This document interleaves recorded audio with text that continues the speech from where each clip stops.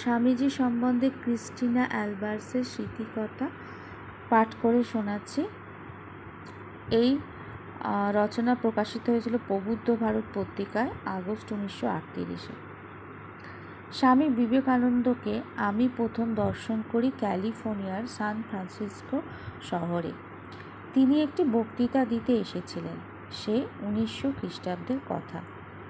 বক্তৃতা আরম্ভের মিনিট 20 আগে উপস্থিত হয়ে স্বামীজি তার কয়েকজন বন্ধুর সঙ্গে কথা বলতে থাকেন। স্বামীজির থেকে কিছু দূরে বসে আমিও গভীর আগ্রহের সঙ্গে তাকে দেখছিলাম। গভীর আগ্রহের সঙ্গে, কারণ তখনই আমি অনুভব করছিলাম তার আমাকে কিছু দেবার আছে। স্বামীজি তার বন্ধু বান্ধবদের সঙ্গে সাধারণ কথাবার্তাই বলছিলেন, কিন্তু ওরই মধ্যে অনুভব করলাম স্বামীজির ভেতর থেকে একটা অদ্ভুত শক্তি বেরিয়ে আসছে। স্বামীজির শরীর তখন বিশেষ ভালো ছিল না। যখন মঞ্চে যাওয়ার জন্য উঠে দাঁড়ালেন, তখন মনে হলো তার কষ্ট হচ্ছে। শরীরটাকে যেন কোনো মতে টেনে টেনে নিয়ে গেলেন।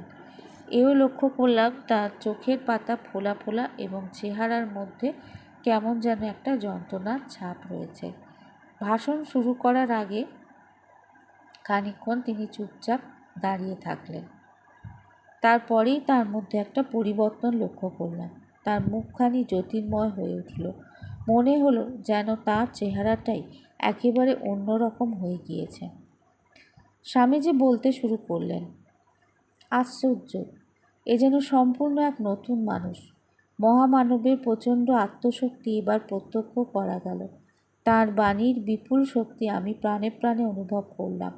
বুঝলাম তার কথা কেবল কানে শোনার নয়, হৃদয়ে ধারণ করে অনুভব করার বস্তু।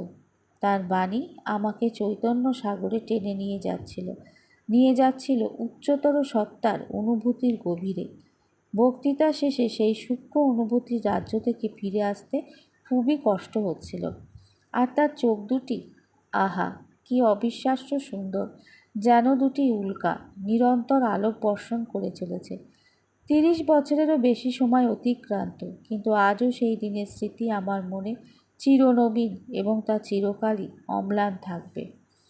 এই মাটির পৃথিবীতে তিনি কটা বছরই বা ছিলেন। দীর্ঘায়ু তিনি ছিলেন না, কিন্তু যে জীবন তিনি যাপন করে গেছেন তার মূল্য যদি খতিয়ে দেখি, তাহলে দিন, মাস, বছরের হিসেব সব অর্থহীন হয়ে যায়। 1893 খ্রিস্টাব্দে শিকাগো মহানগরে অনুষ্ঠিত ধর্মসভায় যখন তিনি উপস্থিত হন, তখন তিনি অজ্ঞাত, উপেক্ষিত। কিন্তু সভাগৃহ থেকে যখন বেরিয়ে এলেন, তখন তিনি সকলের আদরণীয় মহানায়ক। ধর্ম মহাসভায় তিনি যা বলেছিলেন তাই যথেষ্ট। তার বিরাট হৃদয়ের অতলান্ত গভীরতা থেকে সমর্থিত বাণীমন্ত্রের কল্পনা সেদিন সমগ্র বিশ্ব অনুভব করেছিল। বাস্তবিক মাত্র একটি ব্যক্তি পৃথিবীর অর্ধেক মানুষের চিন্তার স্রোতকে সম্পূর্ণ অন্য খাতে বইয়ে দিলেন। অবদান যদি বলতে হয়, এই হলো স্বামী বিবেকানন্দের অবদান। শরীরের ক্ষয় অনিবার্য, সে কথা ঠিক, কিন্তু অমানসিক পরিশ্রমের ফলে তার স্বাস্থ্য বড় তাড়াতাড়ি ভেঙে পড়ল। অবশ্য তার কাজও তখন শেষ। স্থূল শরীরে তিনি প্রায় 40 বছর ছিলেন, কিন্তু গুরুত্বের বিচারে এই 40 বছর বহু শতাব্দীকে ছাড়িয়ে গিয়েছে।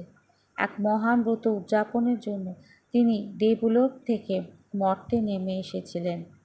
সেই উদ্দেশ্য সিদ্ধ করে আবার তিনি সেই দেবলোকেই ফিরে গেলেন।